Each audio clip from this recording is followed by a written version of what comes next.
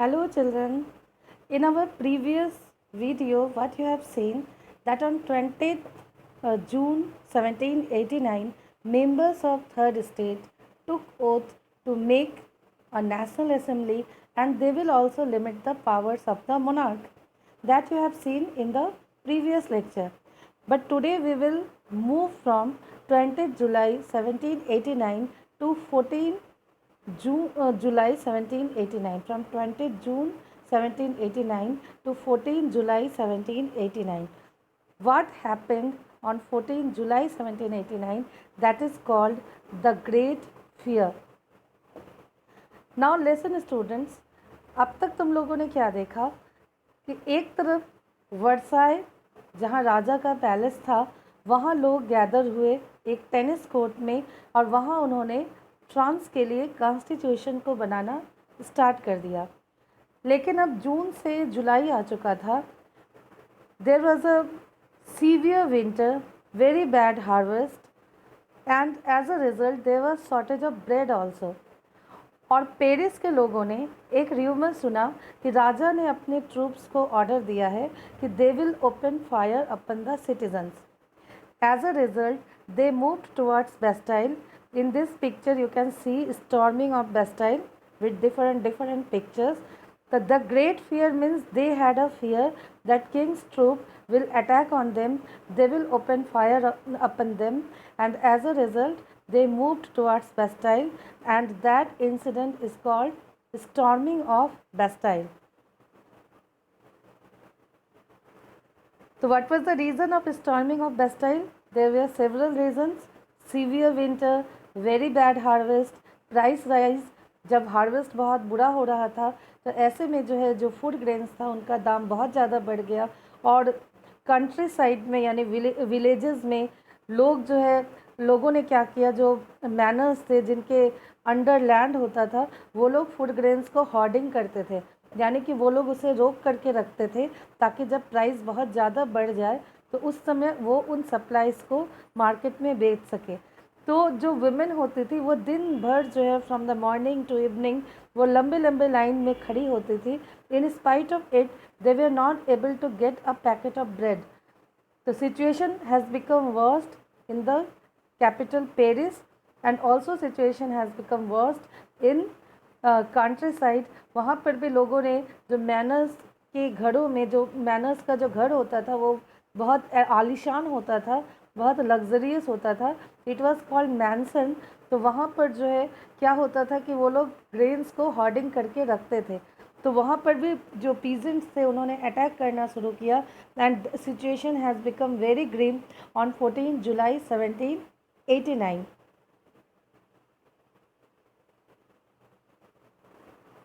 Now king Louis 16 sensed everything that situation has become very tensed.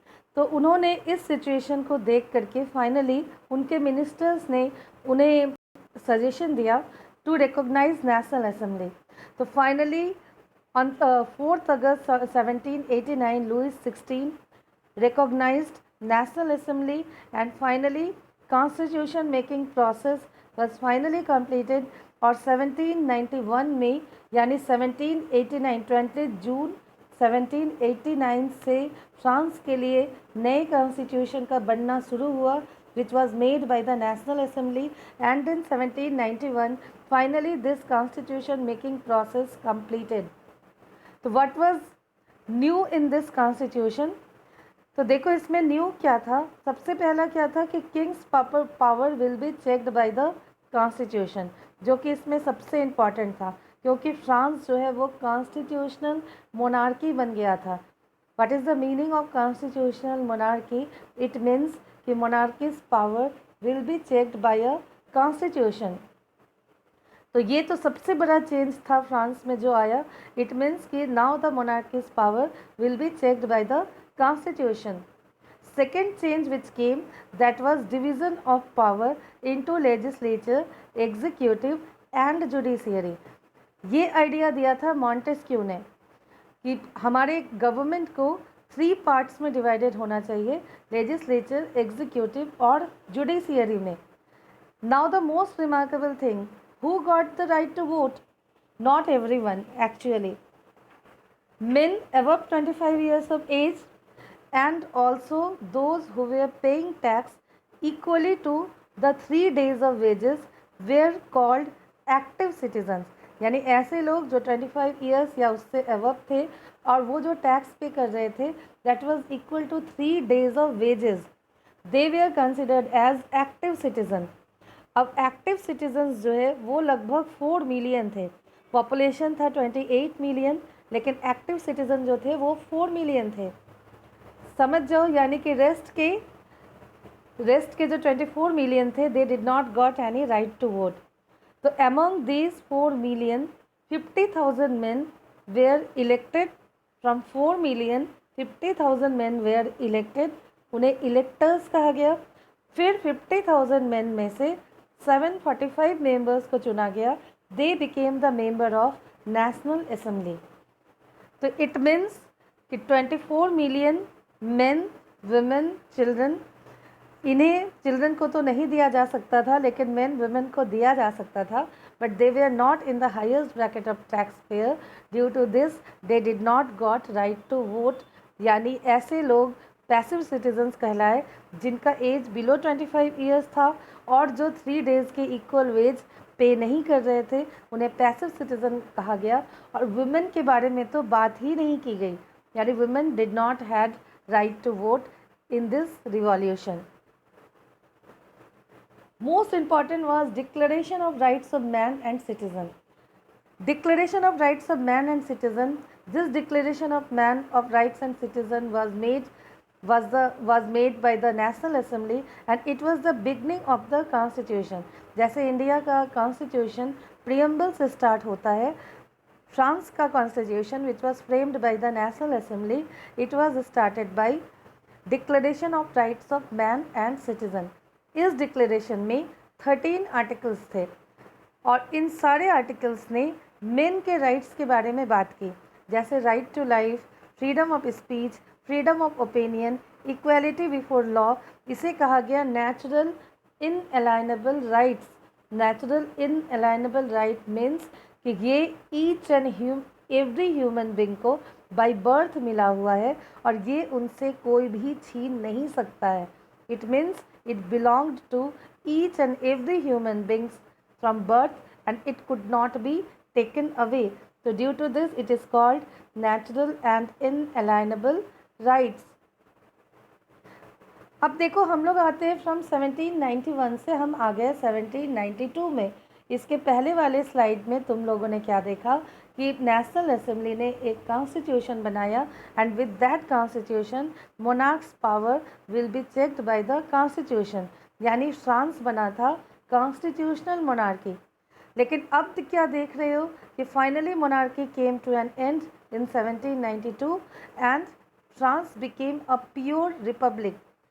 तो ऐसा क्या हुआ और what type of developments took place जिसके कारण जो है फ्रांस कॉन्स्टिट्यूशनल मोनार्की से प्योर मोनार्की बन गया.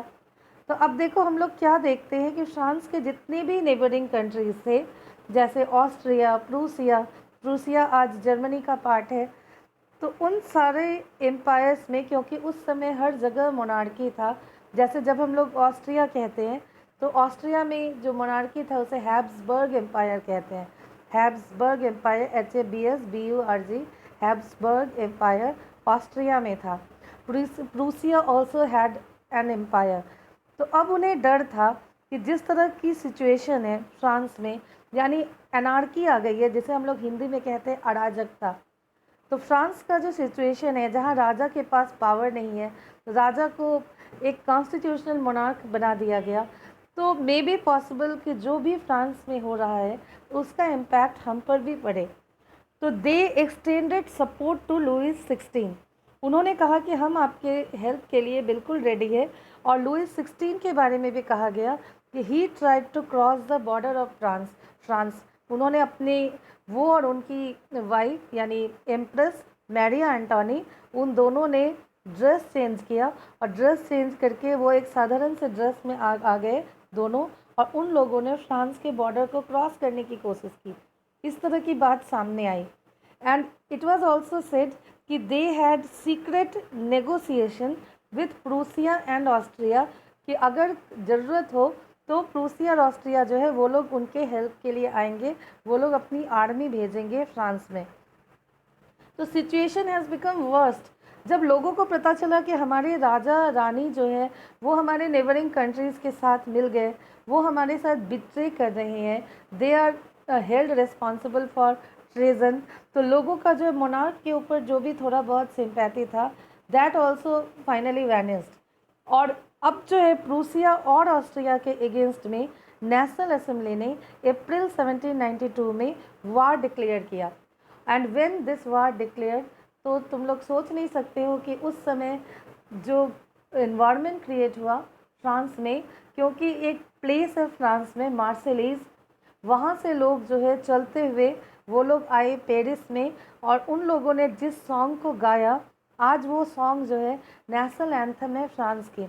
And that is also called Marseillaise, क्योंकि मार्सेलीज इसलिए कहा गया क्योंकि लोग मार्सेलीज से मार्च करते हुए फ्रांस में आए थे, और इस सॉन्ग को लिखा था रॉजर्ट डी ला इसिली ने। तो फ्रांस में एक नेशनलिस्ट फीलिंग इमर्ज हुई, and you will be surprised when you will go in class 10th, तो you will see that feeling of nationalism has become an important reason of overthrow of monarchy in different parts of Europe and different parts of world. So that you will see in class 10th.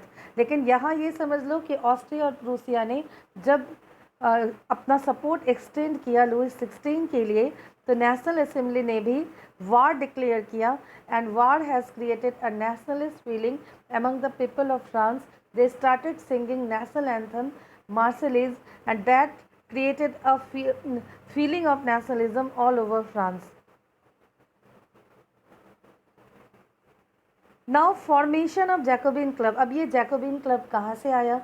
तो अब देखो क्या था कि तुम लोगों ने इसके पहले देखा कि फ्रांस ने जो कॉन्स्टिट्यूशन बनाया था that constitution was meant actually for the richer section of the people. क्योंकि देखो वोटिंग राइट किसके पास था? उनके पास था जिनके पास वेल्थ था, यानी those who were paying taxes equal to 3 days of wages. और चुने कौन गए? यानी who were elected as a member of national assembly, तो ऐसे लोग चुने गए जो कि highest bracket of tax payer थे।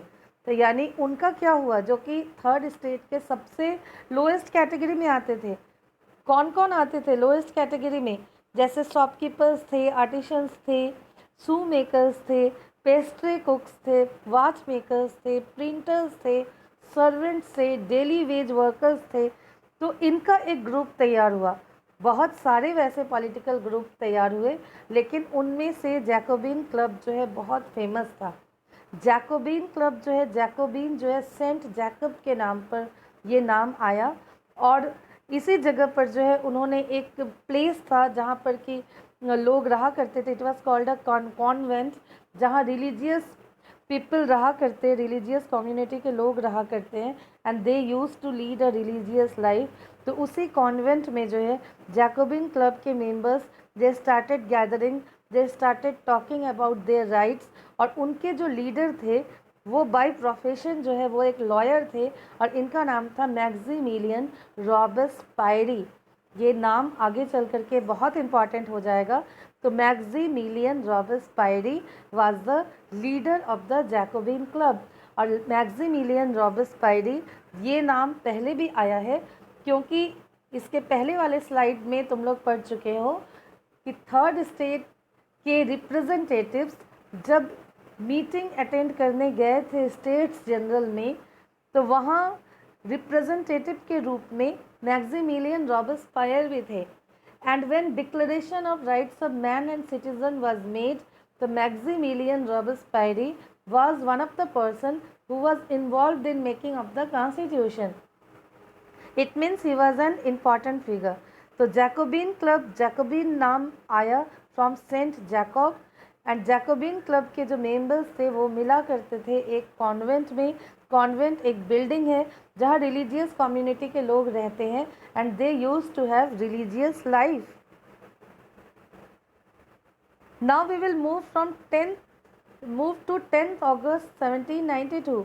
ये कहा जाता है this was the second phase of revolution, क्योंकि देखो फिर से क्या हुआ 10 अगस्त 1792 में कि again there was a crisis means कि again price of bread increased, again there was very short supply of bread. और इसी बीच एक इंसिडेंट हुआ था अक्टूबर 1789 में। उस समय क्या हुआ था कि एक बार क्या हुआ कि बहुत शॉर्टेज हो गया ब्रेड का, और जो फ्रांस की वुमेन थी उन्हें पता चला कि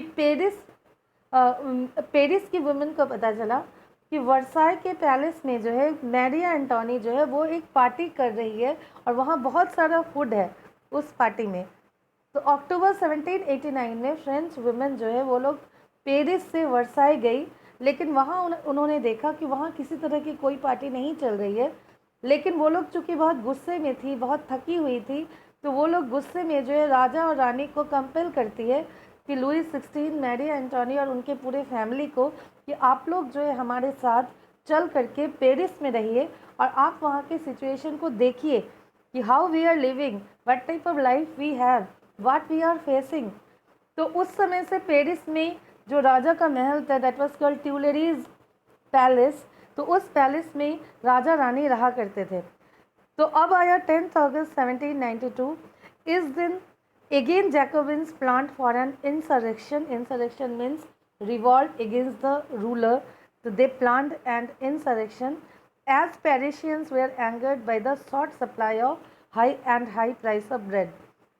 राजा के पैलेस को पूरी तरह से अटैक कर दिया गया, रॉयल गार्ड्स को मैसेकर किया गया, किंग को होस्टेज बनाया गया, लोग बंदी बनाया गया for several hours, and that was the situation which gradually resulted into end of republic.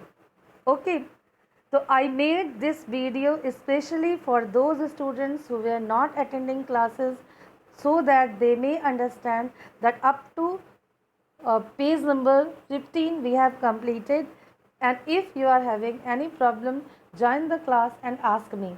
Okay, so now I am completing this slide. Stay safe, stay healthy.